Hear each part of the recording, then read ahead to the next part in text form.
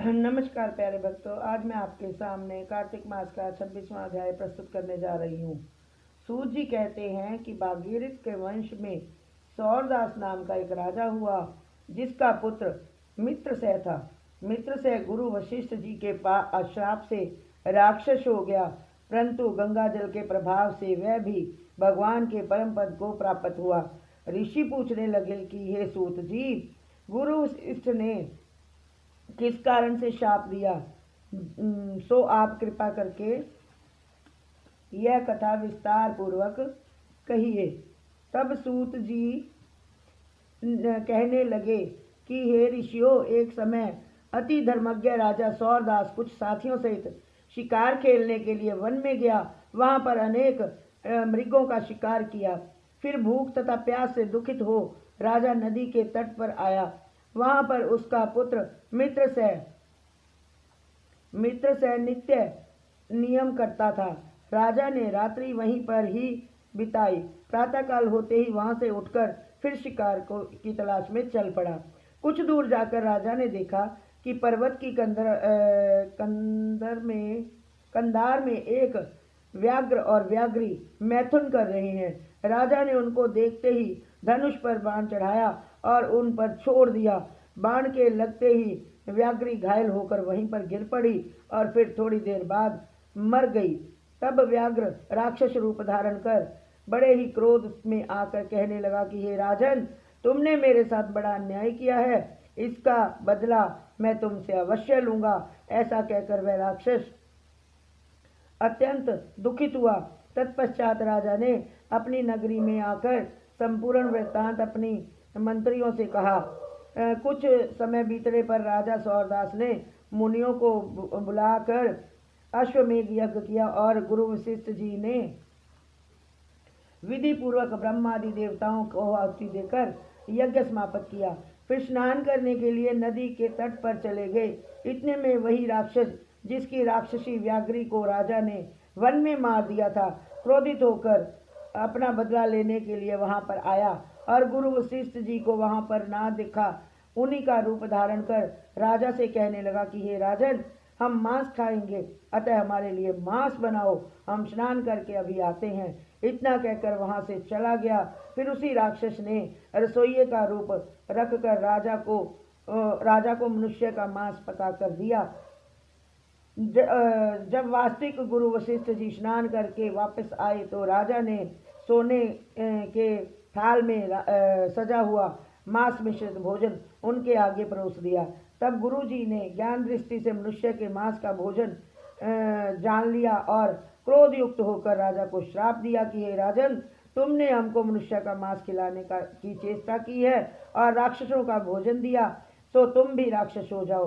तब राजा ने कहा, हे गुरुदेव, आपकी आज्ञा से ही ऐसा भोजन बनवाया गया है। यह सुनकर वशिष्ठ जी ने ज्ञान दृष्टि से राक्षस द्वारा राजा के चले जाने का संपूर्ण वृत्तांत जानकर राजा को बताया।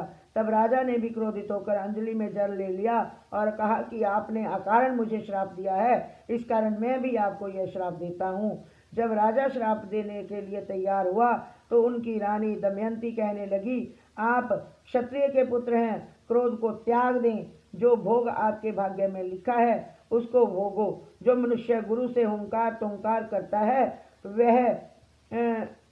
वह वन में जाकर ब्रह्म राक्षस होता है।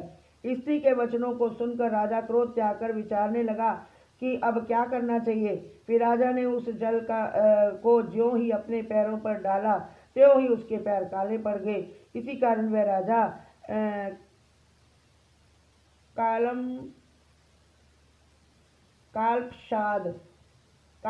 कालमषपाद के नाम से विख्यात हुआ। तत्पश्चात राजा गुरु जी के चरणों में पड़ गया और क्षमा मांगने लगा। तब वशिष्ठ जी ने कहा, क्योंकि यह पाप तुमसे अनजाने में हुआ है, अतः इसके श्राप का प्रभाव केवल 12 वर्ष तक रहेगा।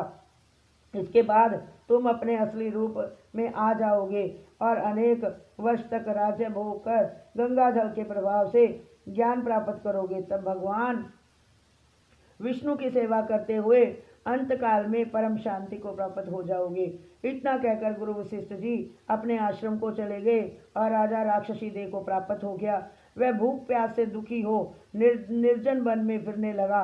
वहां पर वह अनेक कष्टों को सहन करता हुआ नर्मदा नदी के तट पर आया और वहीं पर वह पशु पक्षी मनुष्य सर्प आदि खाकर विचरण करने लगा। संयोगवश एक दिन नर्मदा नदी के तट पर घूमते हुए स्त्री सहित रमण करते हुए एक मुनि को देखा। भूख से पीड़ित होने पर जैसे व्याघ्र मृग को पकड़ लेता है, उसी प्रकार उसने मुनि को पकड़ लिया। उसकी स्त्री ने जब अपने पति को राक्षस के हाथों में देखा तो वह राक्षस देहधारी राजा के आगे हाथ जोड़कर विनय पूर्वक बोली कि आप मेरे पति को मत मारो, आप वास्तव में राक्षस नहीं वरन सूर्य कुल में उत्पन्न मित्रसेन नामक राजा हो। मेरा पुत्र अभी बालक है, अतएव मैं बिना पति के इस वन में कैसे निर्वाह करूंगी। अतः तुम मेरे पति को प्राणदान दे दो। प्राणदान के समान अन्य कोई दान नहीं है। उस स्त्री की इस प्रार्थना का राक्षस पर कोई प्रभाव नहीं पड़ा और जैसे व्याघ्र एक मृग के बच्चे को पकड़कर खा जाता है, वैसे ही उस मुनि को, जो उस समय अपनी पत्नी के साथ मैथुन कर्म कर रहा था, पकड़कर खा गया। तब मुनि की स्त्री ने उसे शाप दिया कि मैथुन करते हुए तुमने मेरे पति को मारा है, अतः तुम भी जब मैथुन करोगे तो मृत्यु को प्राप्त हो जाओगे और पुनः राक्षस देह धारण करोगे। यह दो श्राप सुनकर राक्षस देहधारी राजा भी क्रोध में आया और कहने लगा कि हे दुष्टे, तुमने एक अपराध के बदले में 2 श्राप दिए हैं, अतः तुम भी राक्षसी होकर इस वन में फिरती रहोगी। इस कारण वह स्त्री भी पिशाचनी हो गई और भूख प्यास से दुखित होकर उस वन में फिरने लगी। इति श्री 26वां अध्याय समाप्तम।